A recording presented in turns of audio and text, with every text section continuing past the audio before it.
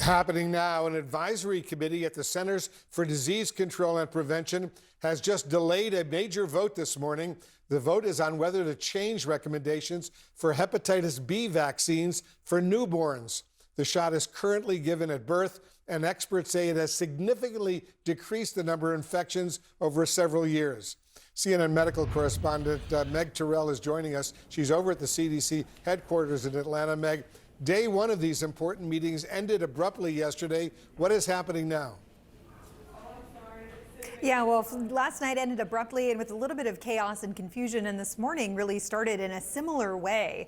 The hepatitis B vote that you mentioned had been highly anticipated, and there was a lot of controversy over whether to push back that newborn dose of the hepatitis B vaccine. Some members of the committee even argued that they should be pushing it back further than the recommended 1 month of age for babies whose mothers test negative. Others on the committee said they didn't understand why we were revisiting this recommendation at all. Ultimately, they decided to table that vote, and we don't know at what point they might pick that up again, but certainly not at this meeting. So that is now off the table. They also retook a vote that they had taken last night, Wolf, on the measles, mumps, rubella, and varicella or chickenpox vaccine. Essentially, the vote that they retook affects the Vaccines for Children program, which is a program that provides free vaccine to low-income kids.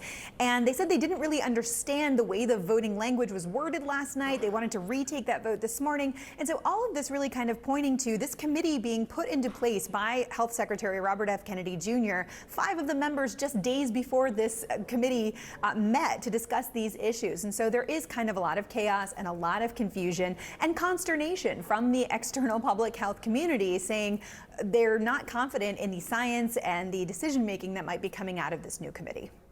And I understand the advisory board, this new advisory board, Meg, is also expected to discuss COVID vaccines. Yeah, well, we have just gotten into that portion of the meeting, and it's gotten testy already. The tone took a shift. The CDC staff scientists have been presenting data on even just COVID epidemiology, and were immediately challenged by one of the ACIP members who sort of started challenging the methodology of their data. It got a lot testier. We don't even know exactly what they're going to be voting on today on COVID-19 vaccines. We don't know how they might vote to change recommendations there. So we will be here and we'll bring you all the news throughout the course of the day, but it is getting a little more heated now. All right, we'll see what happens. These are important meetings indeed. Thanks very, very much, Meg Terrell. Joining us now for some serious analysis is Dr. Paul Offit. He's the director of the Vaccine Education Center at the Children's Hospital of Philadelphia. Dr. Offit, thanks very much for joining us. What's been your biggest takeaway, at least so far, from the CDC Vaccine Advisory Board meeting, these new members? Well, they don't know what they're doing. They don't understand just basics about virology and immunology and certainly epidemiology. They don't understand how the voting works regarding Vaccine for Children's program. But my biggest fear is what they're about to do to hepatitis B vaccine. If you're an adult and you get hepatitis B, you have a 5% chance of going on to develop cancer, liver cancer, or cirrhosis, which is chronic liver disease, which is fatal. If you're a baby, meaning a less than 12-month-old, you have a 90% chance of going on to develop cirrhosis or liver cancer, which will limit your life. Now, mothers are screened in the first trimester to see if they have hepatitis B. But first of all, the screening test isn't always accurate. There can be false negatives. Secondly, you can acquire hepatitis B in the second or third trimester. And most importantly, which people don't realize, I think, is that you don't necessarily get hepatitis B from your mother. Before there was ever a birth dose, 15,000 children, less than 10 every year, would get hepatitis B from coming in contact with someone who's chronically infected. And so that's why the birth dose. I think if they do what they're about to do, which is make it so that you can get it at 1 month of age or 2 months of age or lower, they're only going to increase the incidence of hepatitis B in babies, which will be tragic.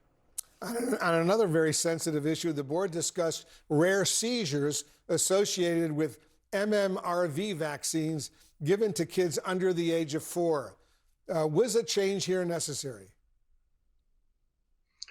It really wasn't a big change. I mean, for the most part, our hospital, for example, recommends that you receive the measles, mumps, rubella, and varicella vaccine separately between 12 and 15 months of age, and that you receive the MMRV, so the combination vaccine, at 4 to 6 years of age, which basically the Advisory Committee of Immunization Practices has always recommended. They've just sort of tweaked that a little bit. So I don't think that's going to be a big impact decision.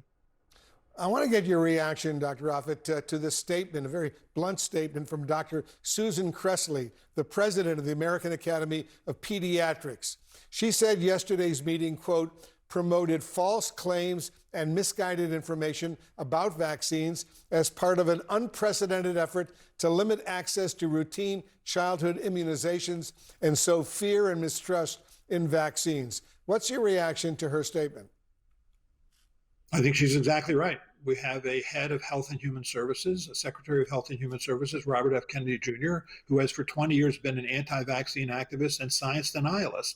And so the first thing he did when he took over as this position was he fired the 17 members of the real Advisory Committee for Immunization Practices who had the kind of expertise and experience to give us good advice. And then he replaced them with his kind of people who, like him, are cynical about vaccines, who are science denialists, and to some extent anti-vaccine activists. And so he now has anti-vaccine activists making decisions about the health of our children regarding vaccines.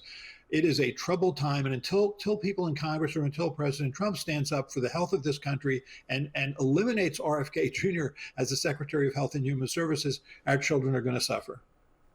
Dr. Paul Offit, as usual, thanks very much for your expertise. Thank you.